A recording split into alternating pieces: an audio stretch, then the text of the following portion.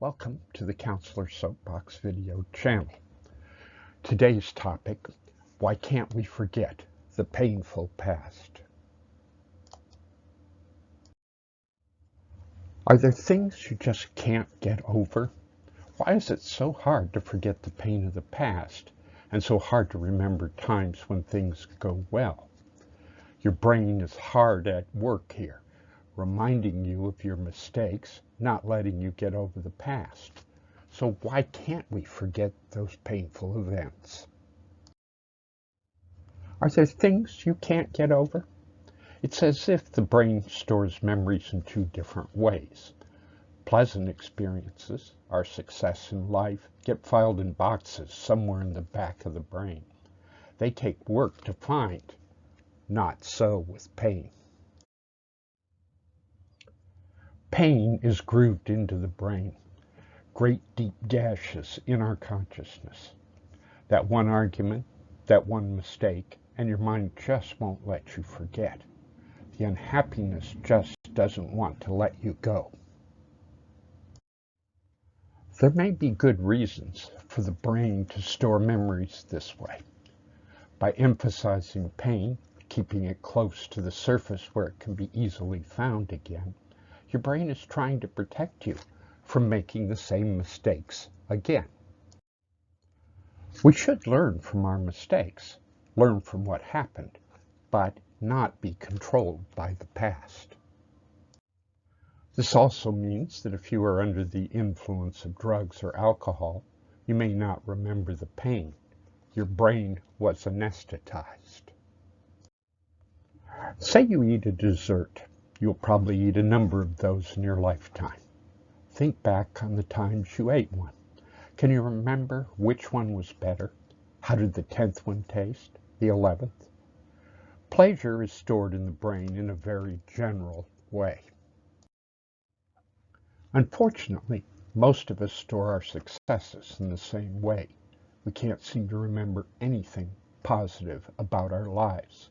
It takes work to find that happy life events file. What if something bad happens? Say you're driving along the freeway that takes you to work. You've driven this way every day for years.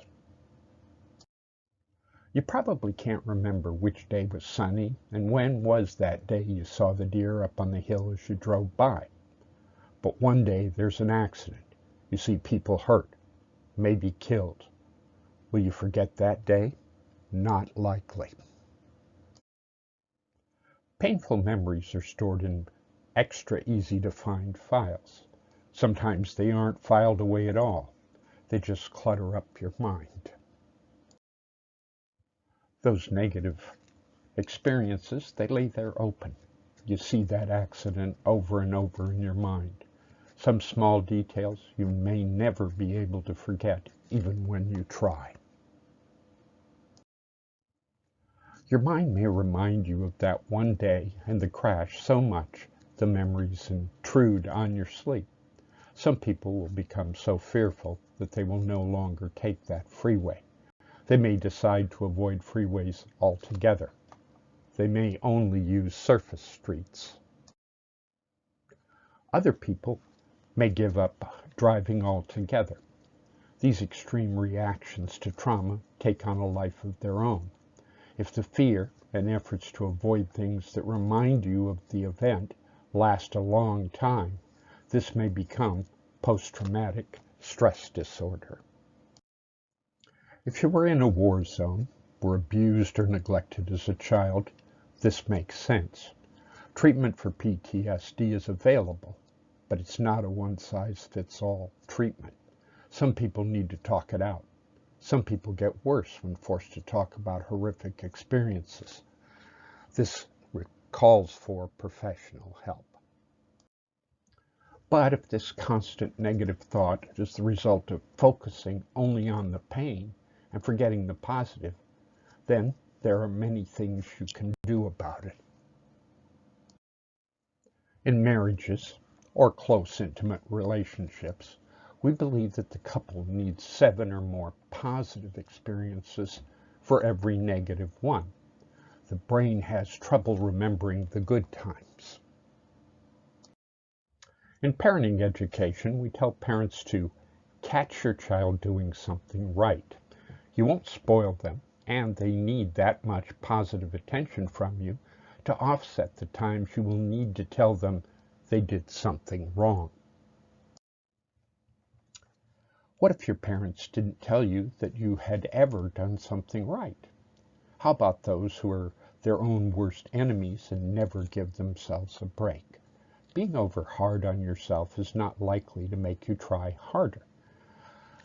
Constant criticism can cause people to give up and stop trying, even when the blame comes from within. Learn to give yourself a pat on the back for anything you do well. Keep a list in a journal of all the things in your life, large or small, you have done well. Say positive, self-affirming things to yourself every day. Post those affirmations in places where you will see them. If you can't remember a time you succeeded, when it is really hard to give yourself credit, ask yourself, what would your best friend say? Don't discount the praise you get. Accept the compliments and praises without discounting them. While you may never be able to forget the pain of the past completely, focusing on the positive in the present and future will shrink those old, painful memories. What's ahead for the Counselor's Soapbox video channel? More mental health and wellness videos, videos on happiness, creativity, and productivity, and videos about drugs, alcohol, and recovery from using them. If you have enjoyed this video, please click the like button directly below. Comments are always appreciated. To receive new videos in this series or any other, please subscribe. Thanks for watching the Counselor Soapbox video channel.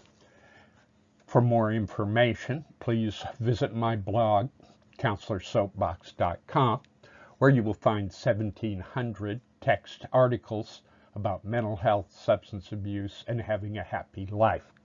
The David Joel Miller fiction and nonfiction books are available on Amazon. Photos are courtesy of Pixabay Commons and Wikimedia Commons and were shared under the Creative Commons free for commercial use, no attribution required license. Thank you for watching.